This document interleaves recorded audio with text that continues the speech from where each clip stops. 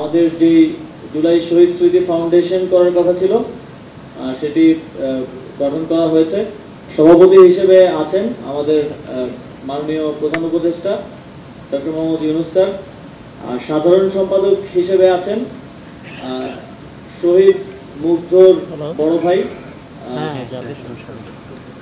মীর মাহবুবুর রহমান, ডাকনাম স্নিগ্ধ। শহীদ পরিবার থেকে আমরা একজনকে সাধারণ সম্পাদক করেছি যেন দীর্ঘমেয়াদে শহীদদের যেই স্মৃতি সংরক্ষণ এবং একই সাথে শহীদ পরিবারের দেখাশোনার দায়িত্বে তারাও অংশগ্রহণ করতে পারে। এবং কোষাধ্যক্ষ হিসেবে আছেন কাজী ওয়াকার আহমদ। দপ্তর সম্পাদক হিসেবে আছেন মাননীয় উপদেষ্টা মোহাম্মদ নাহিদ ইসলাম।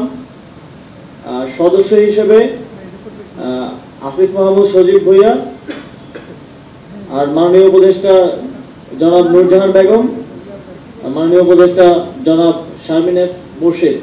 এই 7 জনের একটা স্ট্যান্ডিং কমিটি দিয়ে টিম করা হবে এবং এই ফাউন্ডেশন থেকে শহীদ পরিবারের যে ভবিষ্যৎ সহযোগিতা এবং দায়িত্ব নিয়েছে সরকার সেটি পরিচালিত হবে এবং একই সাথে আহতদের যে দীর্ঘমেয়াদী চিকিৎসা সহকারে আরো যত সহযোগিতার প্রয়োজন হয় সেটি নিশ্চিত করা হবে।